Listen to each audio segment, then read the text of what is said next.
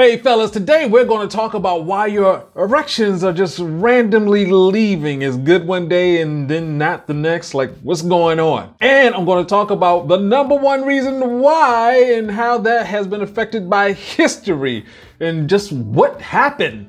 How do we get here? And of course, we have to talk about this because history affects the way that we think about things and why we do the things we do. And so today, what I'm going to do is break down why what you eat directly affects your erections. And if you stick around to the end, I'm going to give you a bonus, some steps to correct this, what things you need to do. And of course, if you like what you hear, go ahead and hit that like button, that notification bell, that subscribe button. And what I'm going to do is break this down till it cannot be broken anymore.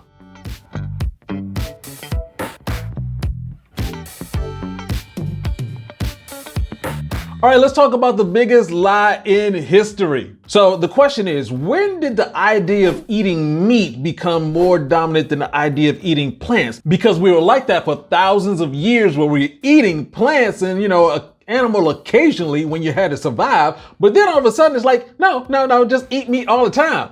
What happened? So there's this guy called Justin von Liebig, a German chemist who hypothesized that molecular energy came from animal protein and vegetarians were incapable of prolonged exercise. So basically, he just lied. And why would he do that? Well, he had a meat extraction company called the Liebig Meat Extraction Company. And they were selling meats worldwide. And it was like, you know what? We could sell more of this if we sold it to poor people. Why don't we just say that you have to have meat in your diet? And his beliefs actually inspired the USDA's food recommendations. Now, of course, all of this has been debunked over time, but here we are. Because hard-working muscles of the body primarily work off of the carbohydrates that are in plants. Now, let's be clear. I'm not one of those chicken huggers. I used to eat 200 animals a month. I'm down to like a good 4 now. Because basically, I like meat, but meat doesn't like me.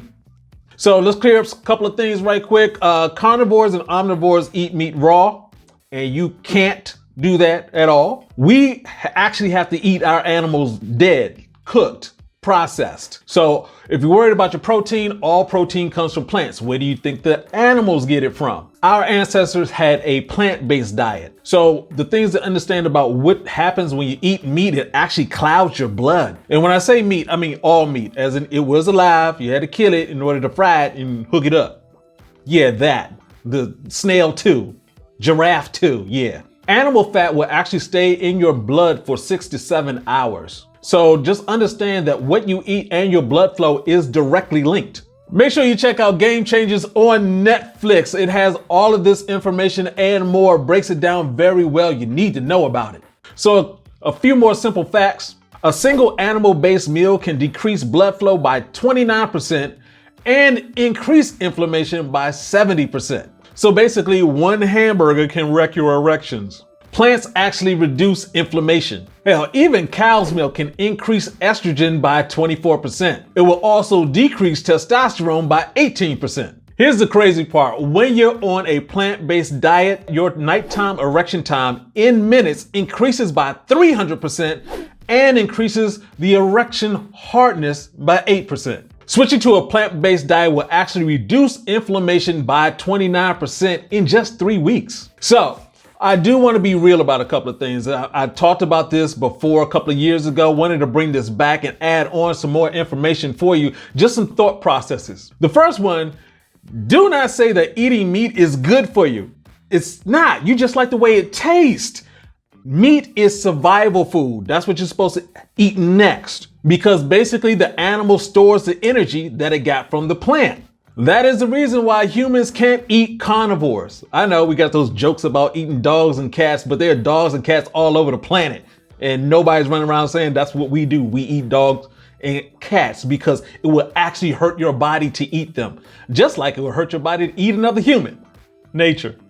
Amazing. Now, when we're talking about the vast majority of food that we're getting, the meats that we're eating, basically it's all coming from feedlots. That's where the cows are crammed in together and given all types of injections and all types of crappy situations that end up in your body. Now, when it does come to animals that go around and forage for the food and they have stress in their life, they're actually in nature, you actually do get nutrients coming from the plants.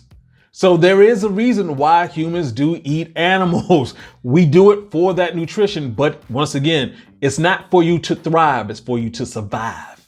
And for anybody who's on that carnivore diet, just remember, animals have no fiber. So that means you're gonna be full of shit. Ew. So let me give you that bonus really quick. What can you do? First of all, what I want you to do is, like, if you eat something and you feel something, I want you to remember that pain. We call it food injuries. When you eat something, then all of a sudden your knee hurts, your shoulder hurts, something like that. Remember that pain, whether both the physical pain and the emotional pain of what you couldn't do, like have an erection. You can also just walk away from crazy. You have to plan this out. This is a long-term thing. I know this personally. It took 47 years of information to like, just eat the meat. And then 3 years of like, yo, this doesn't make any sense.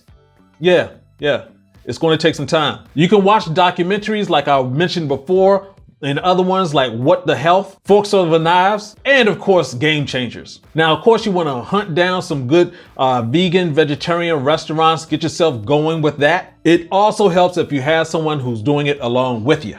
And when it comes down to your erections, of course, that inflammation that happens when you eat meat, it goes down there first. It's affecting your erections first. So yeah, it's another good reason. And once again, I always say this, we have been lied to, we've been set up, we've just been like, hey, yes, you're supposed to eat meat with every meal. I've already consumed countries of chicken. I know, I believed, and then pain came. So guys, if you want to have better erections, you need to pay attention to this. So here's my question of the day to you. Have you noticed any erection issues after you eat meat? Go ahead and let me know in the comment section below. And this is Uncle B saying, get your game up and go hard. Peace out.